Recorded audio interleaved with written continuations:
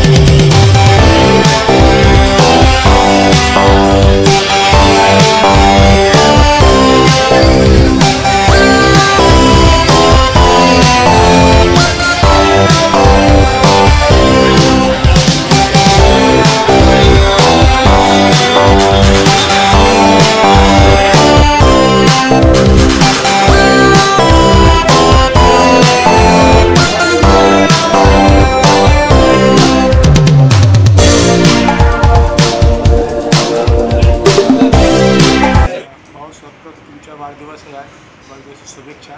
काय म्हणणार आहे? तुमचे सगळे आता कार्यकर्ते वगैरे येत आहेत, मला शुभकामना द्यायला काय बोलणार? वाढदिवस हा सगळ्यांचा होत असतो, वाढदिवस सगळेजण करतात। मी सुद्धा सगळ्यांच्या वाढदिवसाला आवर्जून त्यांना आशीर्वाद देण्याकरता किंवा विश देण्याकरता जात असतो।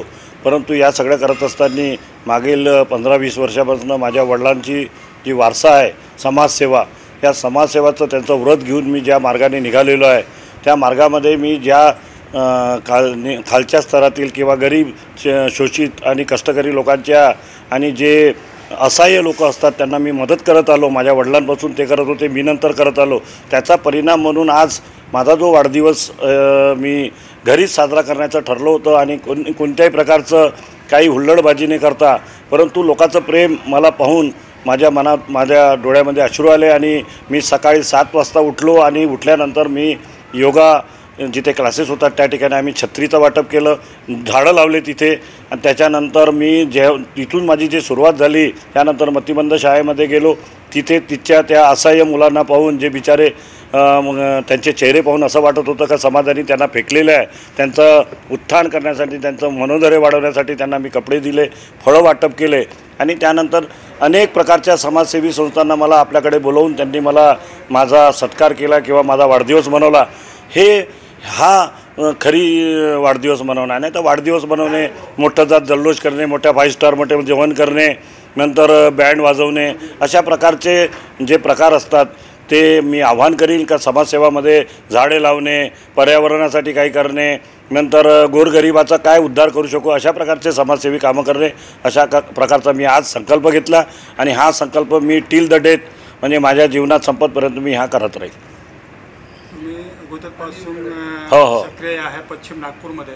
आज पश्चिम नागपूर वाढदिवसाच्या दिवशी तुम्ही प्रत्येक क्षेत्रामध्ये गेले फिरले आहे, काय तुम्हाला रिस्पॉन्स भेटला? मला अतिशय आनंद झाला की मला माझ्या क्षेत्रामध्ये प्रत्येक क्षेत्रामध्ये पश्चिम नागपूरच्या मानकापूर असो, मी बर्डीला ती कोलपूर आहे तिथे जाऊन आलो आहे, नंतर मी चिंतामण नगरला जाऊन आलो, झोपडपट्टी अशा ठिकाणी माझ्या वाढदिवसानिमित्त त्यांनी मोठ्या आशेने व्यवस्था करून ठेवली, माझ्यावर गुलालाचा वर्षाव केला आणि मला अतिशय आनंद झाला की लोकांना आपण जर काही लोकांसाठी केलं तो लोक ऋण ठेवत नाही आहे, हे मला आज कळायला लागलं का त्यांनी ते ऋण माझं त्या माझ्या वाढदिवसानिमित्त स्वागत करून ऋण माझं फेडलं अशी माझ्या मनामध्ये भावना झाली। म्हणून माणसांनी समाजसेवा निस्वार्थ भावने करत असेल तो लोक तुमचं उपकार तुमच्यापाशी ठेवत नाही, ते कोणत्या ना कोणत्या माध्यमातून तुमचे उपकार फेडतात।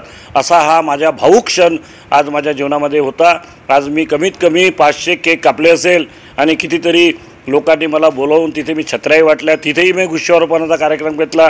म्हणजे मी सुद्धा आजच्या वाढदिवसानिमित्त एक समाजसेवा नात्याने हे जे माझे अंगणवाडी किती बाया आहेत त्या कामं करतात बिचारा, त्यांनासुद्धा मी माझ्याकडे घरी छत्री वाटपचा कार्यक्रम ठेवला, ते सुद्धा मला शुभेच्छा द्यायला आल्या। आपण ओबीसीमध्ये पदाधिकारी होता, ओबीसीमध्ये ज्यावेळी तुम्ही पदाधिकारी होता ओबीसीसाठी खूप काम केले आहे तुम्ही, काय सांगणार ओबीसी? अजूनही जरांगेचं प्रकरण हे होतं आहे, हे राजकीय दृष्ट्याकडून पेटलेलं आहे, परंतु आमचे माननीय नेते आजचे उपमुख्यमंत्री देवेंद्रजी फडणवीस जेव्हा आम्ही संविधान चौकामध्ये जरांगे सरसकट मराठ्यांना सरसकट कुणबी करा अशा प्रकारचे जेव्हा तो उपोषणाला बसला होता, त्यावेळेस आम्ही सगळं ओबीसी समाज आणि त्यात मुख्यत्वे कुणबी समाज तुटून पडला आणि तो आंदोलन 18 सप्टेंबरपासून तो 25 तारखेपर्यंत पेटवून धरलं. आणि आम्हाला कौतुक आहे की आमचे नेते देवेंद्रजी भाऊ त्यांनी आम्हाला शासनाकडे जेव्हा बोलावलं तेव्हा सरळ म्हटलं की आम्ही ओबीसीचं आरक्षण घटवणार नाही, मराठ्यांना आम्ही आरक्षण देऊ अशा प्रकारचं आम्हाला आश्वासन दिल्यामुळे. आणि आमचा नेता जो आहे देवेंद्र भाऊ तत्कालीन मुख्यमंत्री आणि आजचे उपमुख्यमंत्री हे ओबीसी कैवारी आहेत. आजपर्यंत कोणत्याही पार्टीनं ओबीसीला न्याय दिला नसेल तेवढा GR ओबीसीसाठी जेवढे कामं केले हे आमचे देवेंद्रभाऊ फडणवीस यांच्या सरकारच्या कार्यकाळातच झाले आहे. त्यामुळे विरोधी पक्षांची जे नेहमी म्हणणं आहे की ओबीसीला काहीही त्रास नाही, आम्ही अजून काही मागण्या आहेत, अजून काही आमचे छोट्या मोठ्या मागण्या राहिल्या, त्याही देवेंद्र भाऊने म्हटलं का मी येणाऱ्या काळामध्ये पूर्ण. भारतीय जनता पार्टीने तुम्हाला हालीमध्ये उपाध्यक्ष केला आहे नागपूर शहरामध्ये, तर तुमचे समाजकारण पाहून उपाध्यक्षची पदवी दिली आहे. तुम्ही पार्टीसाठी काय बनणार आहे? किती मला माझ्या कार्याचा हे पाहून भारतीय जनता पार्टीने माझे नेते केंद्रीय नेते नितीनजी गडकरी मला राजकारणाच्या प्रवाहात जे आणलेलं आहे असे माते देवेंद्र भाऊ फडणवीसजी, तसेच माझे महाराष्ट्राचे प्रदेश वामनराव बावनकुळेजी, त्यानंतर आमचे संघटन मंत्री कोठेकरजी, त्यानंतर आमचे पालक पश्चिम नागपूरचे संदीपजी जोशी, या सगळ्यांनी माझ्या कामाचा विचार करून मला त्यांनी शहराचा उपाध्यक्ष केलं. आणि भारतीय जनता पार्टी मला जे पद देईल त्या पदाची गरिमा ठेवून मी अहोरात्र पार्टीच्या उत्थानासाठी काम करील असं मी माझ्या वाढदिवसानिमित्त नमूद करू इच्छितो. आणि पुढेही पार्टीचं काम करत राहील. जर पार्टीने मला कोणत्या गोष्टीसाठी संधी दिली तर मी प्रामाणिकपणे ती संधी स्वीकारेल आणि त्याचं सोनं करून दाखवेल. भारतीय जनता पार्टीने महायुती सरकारने लाडली बहीण योजना लागू केली आहे, त्याबद्दल काय? महाराष्ट्र शासनाने मागील लोकसभेच्या इलेक्शनमध्ये तुम्ही पाहिलं असेल एक प्रकारचा नेरेटिव्ह तयार केला, संविधान खतरे में आहे, त्याचा इफेक्ट जो लोकांमध्ये झालेला आहे. परंतु मला सगळ्या लोकांना आवाहन करतो की कोणत्याही प्रकारचं संविधान बदलण्याची ताकद कुठे सुप्रीम कोर्टाने सरळ सांगितलं आहे. त्याच्यामुळे हा नेरेटिव्ह जो तयार झाला होता त्यासाठी आमच्या महाराष्ट्र सरकारने जे चांगले 4 ते 5 निर्णय घेतलेले आहे त्यामध्ये मुख्यमंत्री लाडली बहीण योजना, खरंच या योजनेचं कौतुक इतकं करावं तेवढं आहे. सगळ्या लोकांना आजच त्यांच्या खात्यात पैसे गेले आणि मला ज्या ठिकाणी मी छत्र्या वाटल्या त्या बहिणांनी मला राखी बांधली आहे. 3-3 हजार खात्यात आलेले आहे.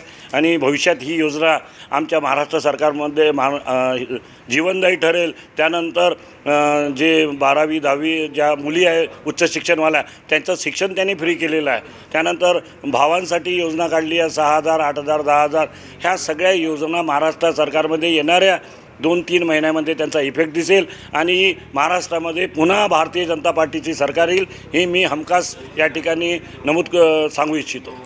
केंद्रीय नेतृत्वासाठी तुम्ही काय म्हणणार? नरेंद्र मोदी सरळ नरेंद्रभाई मोदींनी भारताचं जे स्थान आहे ते मला वाटत नाही. आपला भारत देश स्वातंत्र्य काळामध्ये गरीब देश होता आणि ओघामध्ये 10, 20, 30 आज 78वा आपण स्वतंत्र दिवस मनवला. त्या कार्यकाळामध्ये मागील 10 वर्षात जे काम झालं आहे ते काम वाखाणण्याजोगं आहे. आपली आर्थिक जी इकॉनॉमी होती 10व्या नंबरवरती ती आज 5व्या नंबर आहे. आणि विकसित भारत हे जे मोदी साहेबांचं स्वप्न आहे त्या विकसित भारत स्वप्नासाठी मोदी साहेबांचं राहणं आणि त्यांचं प्रतिनिधित्व भारतीय जनता पार्टीत असो किंवा देशासाठी आवश्यक आहे. म्हणून मी मोदी साहेबांना त्यांच्या विकसित भारताचा संकल्प पूर्ण करता खूप खूप शुभेच्छा देतो.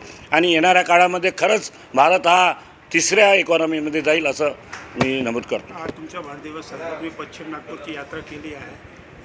कार्यकर्त्याचं असं म्हणणं आहे की पश्चिम नागपूरसाठी आम्हाला तुमच्या श्रीच्या उमेदवाराची आवश्यकता आहे. काय ही लोकांचं प्रेम ओसंबून वाहतं आहे. त्यावेळेस लोक मनामध्ये ठरवतात. परंतु आमची पार्टी भारतीय जनता पार्टीमध्ये एक प्रकारचा एक विषय असतो त्याप्रमाणे ते अभ्यास करतात आणि त्यांना आता सरकार बनवायची आहे. महाराष्ट्रामध्ये जे लोकांना ज्या योजना सांगितल्या ते त्यासाठी त्यांना सरकार बनवण्यासाठी आमदार निवडून आणायचे आहे. पार्टी जो निर्णय घेईल, पार्टी जो निर्णय ठरवेल, आम्ही कोणालाही इथे तिकीट मिळो. यावेळेस पश्चिम नागपुरामध्ये भारतीय जनता पार्टीचा उमेदवार आमदार म्हणून बनेल आणि मला जर पार्टीने संधी दिली तर मी मानसिक, आर्थिक आणि सामाजिक दृष्टिकोनातून मी मनापासून तयार आहे.